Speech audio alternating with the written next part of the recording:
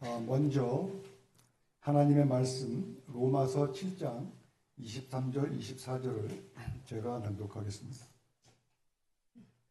내 지체 속에서 한 다른 법이 내 마음의 법과 싸워 내 지체 속에 있는 죄의 법으로 나를 사로잡는 것을 보는도다. 오호라, 나는 곤고한 사람이로다. 이 사망의 몸에서 누가 나를 건져내랴. 기도하겠습니다. 사랑이 많으신 고마우신 아버지 하나님, 참으로 많이 부족한 소자 단 위에 섰습니다. 성령 하나님 도와주셔서 사망의 품성에서 생명의 품성으로 대체되는 그런 귀한 시간 될 수 있도록 주님 인도하시고 도와주시옵소서. 예수님 이름으로 기도합니다. 아멘. 어느 장막 집회에서 목사님이 청중에게 질문을 했습니다.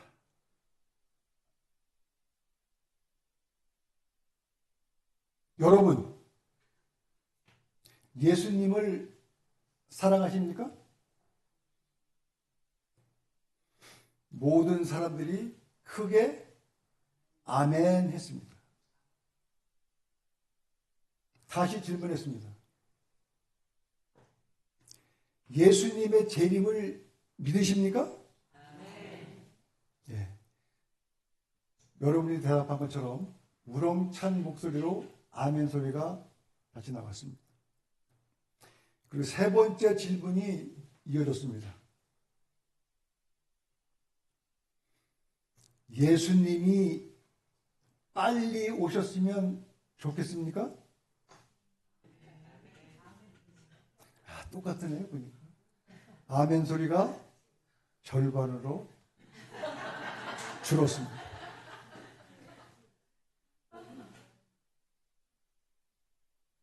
또 질문했습니다. 예수님이 내일 오셨으면 좋겠습니까? 이건 좀 다르네요. 이 질문에 거의 모든 청중들이 조용해졌습니다. 역시 강남교회 교인들은 믿음이 좋습니다.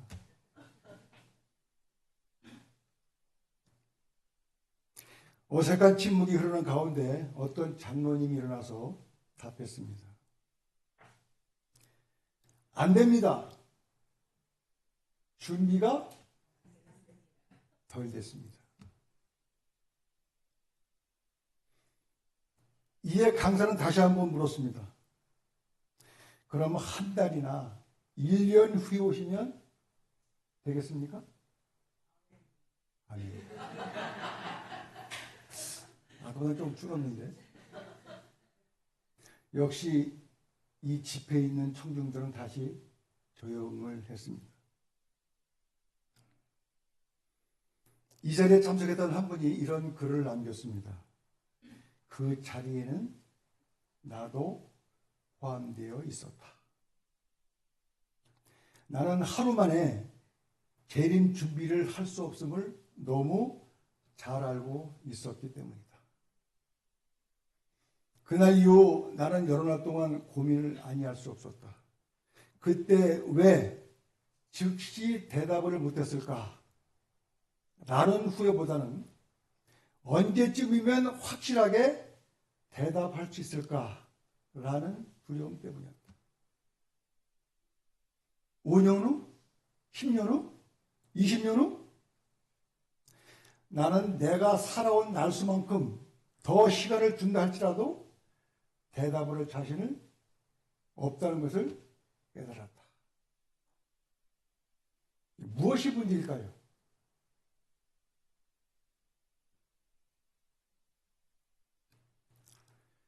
대답할 수 없는 이유가 무엇일까요? 얼마만큼 준비를 해야 대답에 자신 있을까요? 도대체 무엇을 얼마나 어떻게 준비해야만 구원의 확신을 가질 수 있을까요? 교회를 오래 다닌 분들의 공통적인 고민, 품성 변화입니다. 아무리 교회를 오래 다녀도 품성이 변화되지 않으니 하늘나라는 멀게야만 느껴집니다. 여러분은 어떻습니까? 예수님이 내일 재림하셔도 괜찮을 만큼 준비가 되셨습니까? 오늘 예수님을 통해서 받은 생명의 품성이 어떻게 실제로 나를 변화시키는지를 살펴보도록 하겠습니다. 첫째로, 품성은 변화되는 것이 아니라 대체되는 것입니다. 암세포가 온몸에 퍼지면 수술을 하다가 다시 봉합하는 경우가 있는데, 이는 깊이 파고들수록 더욱 심한 암세포가 있어서 그렇다고 합니다. 바울도 사망의 품성을 고치려고 하는 동안 한계에 부딪히면서 이렇게 부르짖었습니다. 죄인 중에 내가 괴수니라.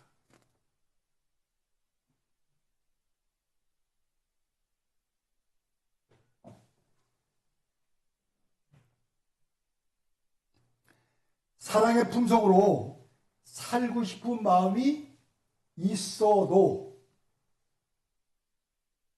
다 그런 마음 갖고 있지 않습니까? 그렇게 살 수 없는 괴물 같은 악한 세력이 자신 안에 도사리게 있는 것을 발견했다 했습니다. 사도 바울의 고백입니다.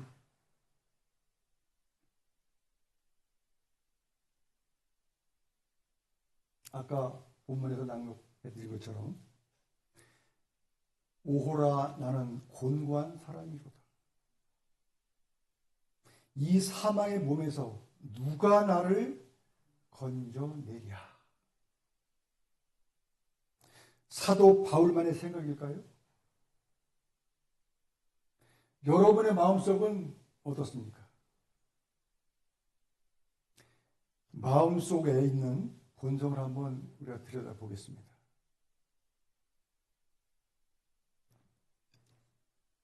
함께 당독하겠습니다. 타고난 시작. 타고난 마음은 죄된 욕망과 거룩한 생각에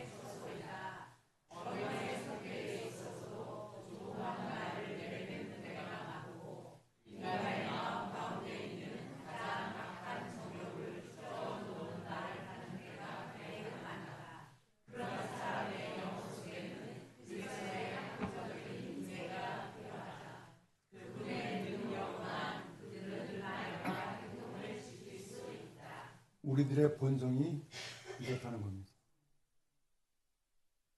아무리 노력해도 해결될 수 없는 것이 우리 마음. 탁월한 마음은 그분의 능력으로만 말과 행동을 지킬 수 있다.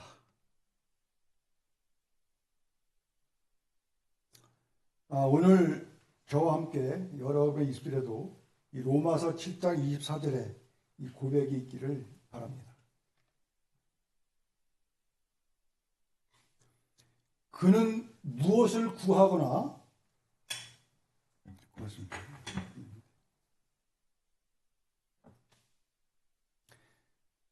어떻게라는 질문을 던지지 않았습니다. 품성의 변화를 위해서 무엇을 더 해야 하는가라고 묻지도 않았습니다. 어떻게 애를 써야 품성이 변화될 것인가 라고 부르짖지도 않았습니다. 또 언제 품성이 변화되는 것일까 라고 묻지도 않았습니다. 무엇을 물었을까요? 반복되는 얘기입니다.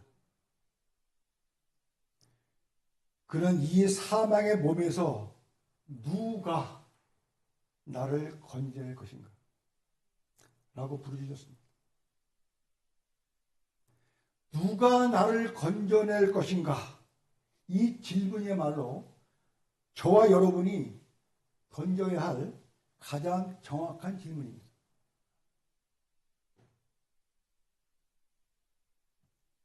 왜냐하면 품성 변화의 답은 what이나 how 같은 어떤 방법이나 when과 같은 시간에 있지 않기 때문입니다.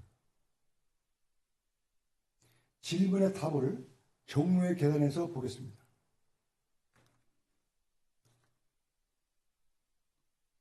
제가 읽겠습니다. 교육과 수양과 의지력의 연단과 인간의 노력은 각각 상당한 분한을 가졌으나 이것들이 마음을 변화시키는 일에는 무력한 것이다. 이것들이 혹 행위에 외모적 단정을 만들어낼 수는 있다 할지라도 마음을 고칠 수는 없으며 생애의 동기를 깨끗게 할 수도 없다. 사람이 죄에서 벗어나려면, 성결하여지려면 먼저 마음속에서 동작하는 능력이 있어야 하나니 곧 위로부터 새 생명을 받아야 한다. 이 능력은 곧 그리스도이시다. 오직 그의 은혜만이 죽은 심령의 기능에 생기를 주어서 그것을 하나님께로, 즉 거룩한 대로 이끌 수 있는 것이다.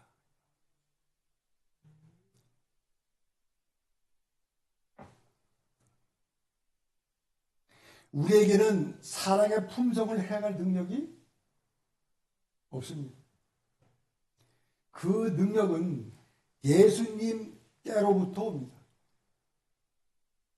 우리는 품성을 변화시킬 능력이 없습니다. 그 능력은 그리스도께 받아야만 합니다.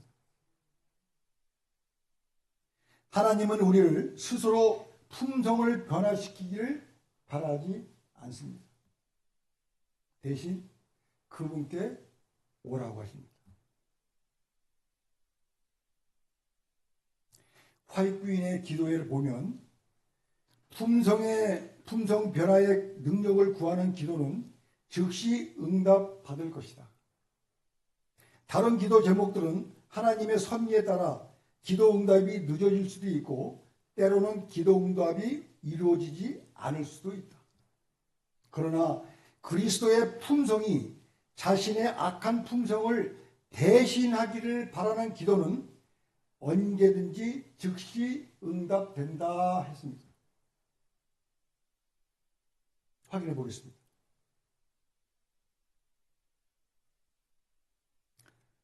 그는 우리를 위하여 죽으셨고 지금 그는 우리 죄를 벗기시고 당신의 의를 우리에게 주시려고 하신다. 그대가 자신을 그에게 바치고 그를 그대의 구주로 받아들이면 그대의 생애가 아무리 악하였을지라도 그의 공로로 인하여 그대는 의롭다 하심을 얻는다. 그리스도의 품성이 그대의 품성을 대신하게 되고 그대는 죄를 도무지 범하지 않는 것처럼 하나님 앞에 받아들이는 바 된다. 정로의 계단입니다.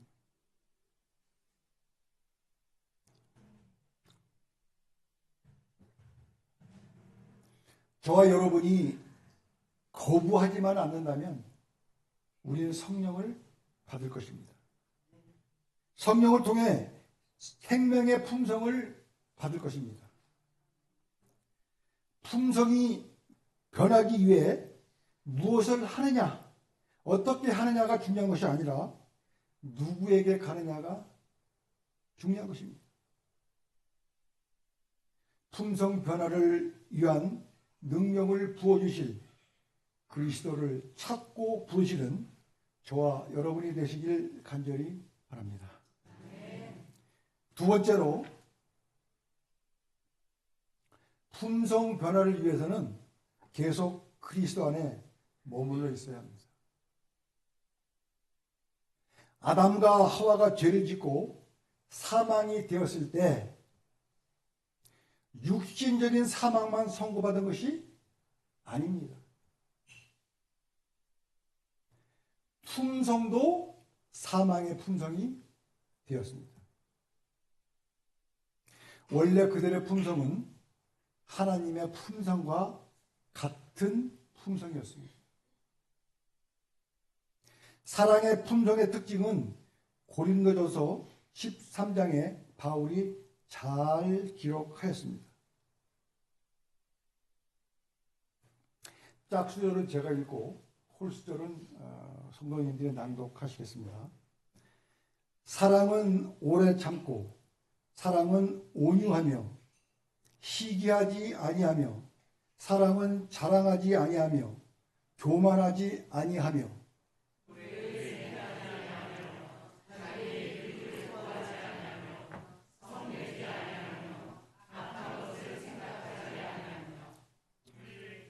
불의를 기뻐하지 아니하며 진리와 함께 기뻐하고. 7절.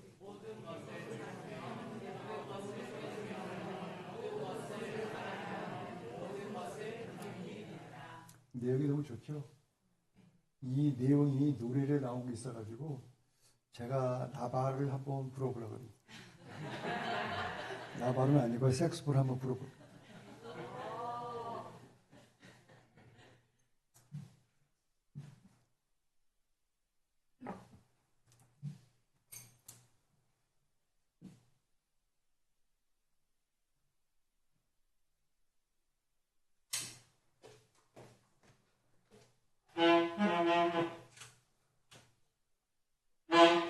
귀는 막으시고 음이라고 보세요.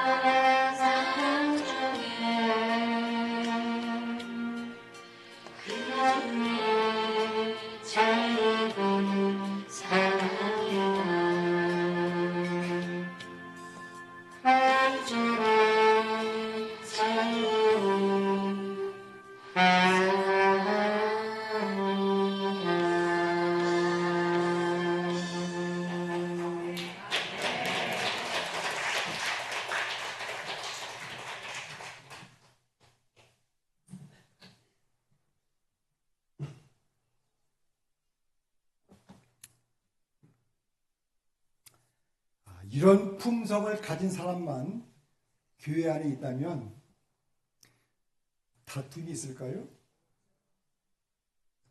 이런 사랑을 가진 사람만 교회에 있다면 사람들이 교회를 보면서 욕을 할까요? 이런 사랑을 가진 사람이 우리 교회에 있다면 실망해서 떠나는 사람이 있을까요? 아마 없을 겁니다. 이거 아까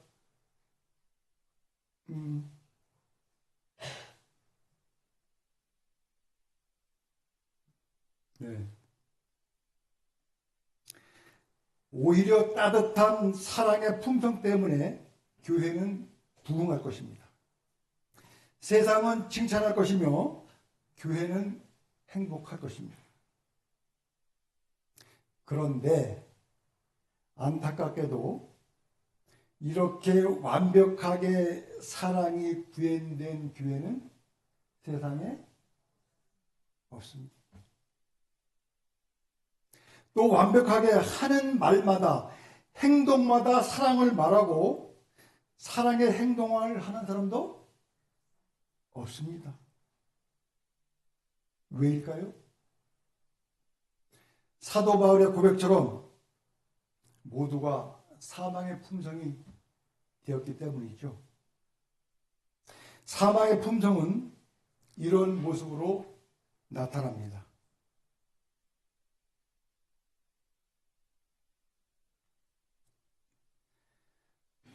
사람들이 자기를 사랑하며 돈을 사랑하며 자랑하며 교만하며 비방하며 부모를 거역하며 감사하지 아니하며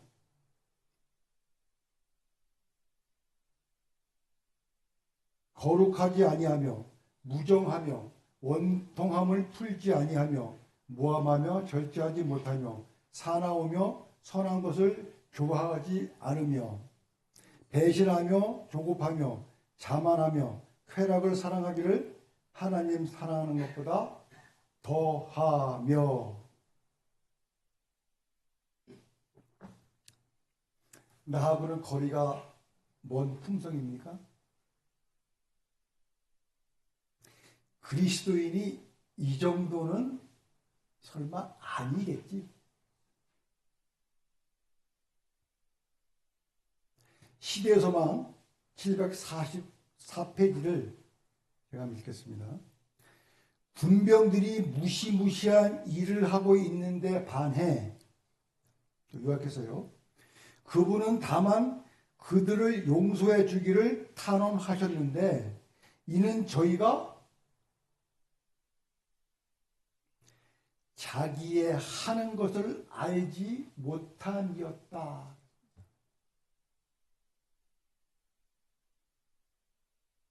만일 저희가 범죄한 인류를 영원한 멸망에서 구원하기 위하여 오신 그분을 고문하고 있다는 사실을 알았다면 그들은 후회와 공포에 사로잡혔을 것이다. 그들은 무지하여 그들의 범죄를 피하지 못했다. 이 말은 무슨 말이냐면 내가 하는 모든 일과 내가 하는 언행들이 나 자신을 포함해서 상대방 그리고 주위 사람한테 어떠한 영향을 주는지를 모르겠다는 것입니다. 나는 이게 사망의 품성이라고 하지 않았는데 말을 뱉어 놓고 보니까 듣는 사람만 하여금 그렇게 들린다는 거지. 그걸 나는 모른다는 거지. 나도 모르게 사망의 품성을 드러내고 있는 것입니다. 다른 사람이 하는 것은 티가 잘 보이는데 내 눈에 티는 잘 못 보는 거예요. 그래서 교회정의 구원에 보면 뭐라고 되어 있냐면 이들이 자기 자신을 하나님이 보시는 대로 볼 수 있다면 얼마나 좋을까.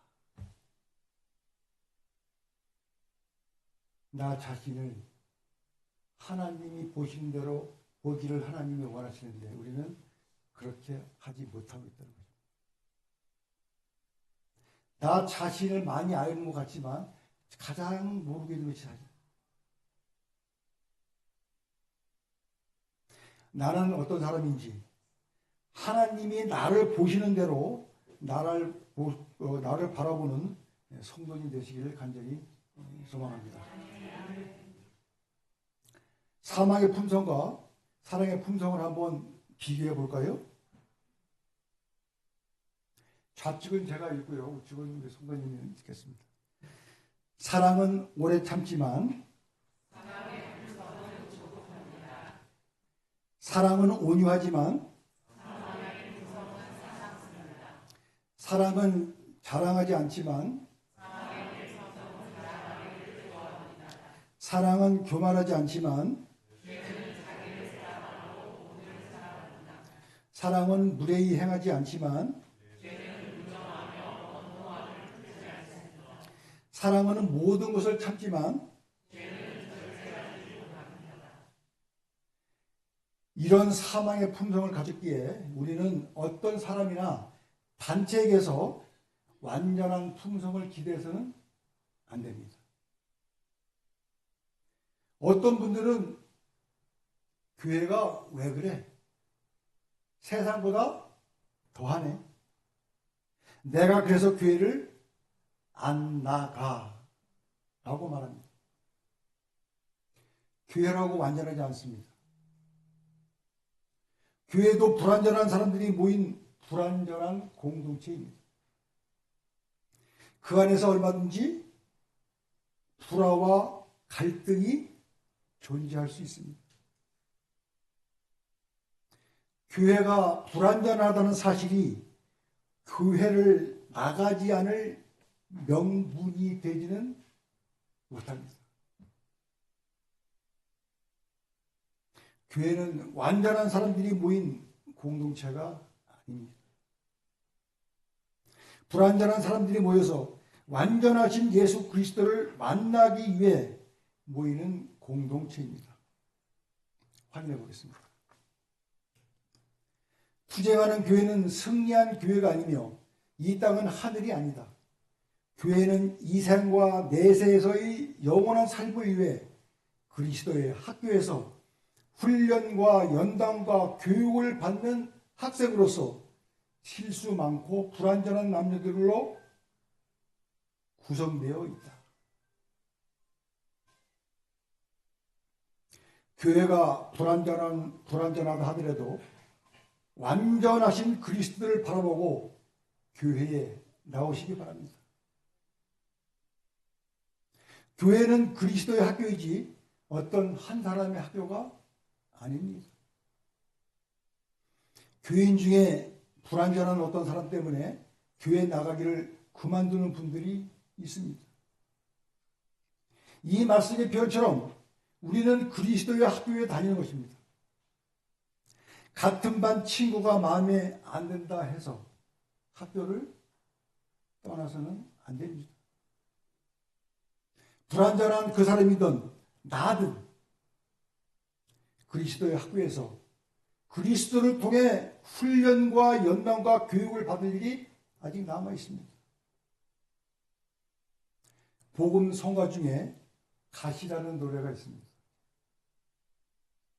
이 찬양은 내 마음속에 일어나는 사단의 품성 때문에 고통스러워하는 한 사람이 있고, 정반대로 그 가시들 때문에 그리스도를 만나는 경험을 하며 살아가는 그리스도인의 삶을 노래합니다.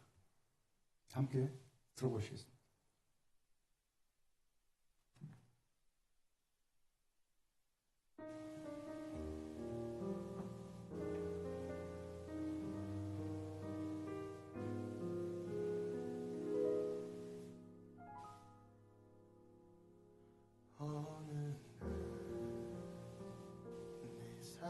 속에 가시가 돋아나네. 불승의 삶에 찾아온 가시는 나를 찌르고 또 넘어지게 해. 완전하고 싶은 나를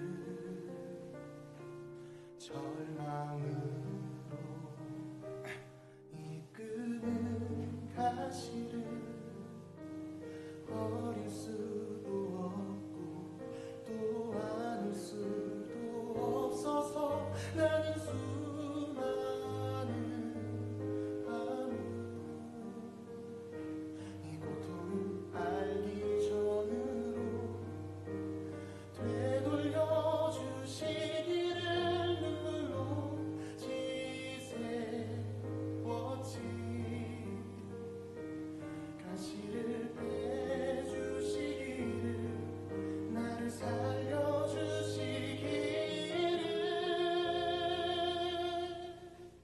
가시가 나를 이끌고 간 고독한 자리에서 주님과 나만 아는 그 자리에서 비로소 보게 되는 것. 내 가시를 통해 나를 붙들고 계신 주님. 가시가 나를 이끌고 간 은혜의 자리에서 주님과 나만 아는 그 자리에서 비로소 보게 되는 건 내 아픔이 아닌 자기 생명을 주신 사랑. 비로소 보게 되는 건 내 아픔이 아닌 자기 생명을 주신 사랑.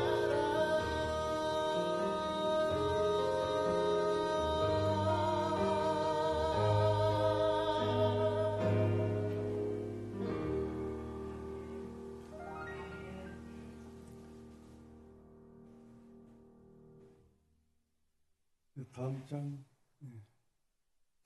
가사 찬양 내용인데요. 제가 한번 좀 읽어보겠습니다.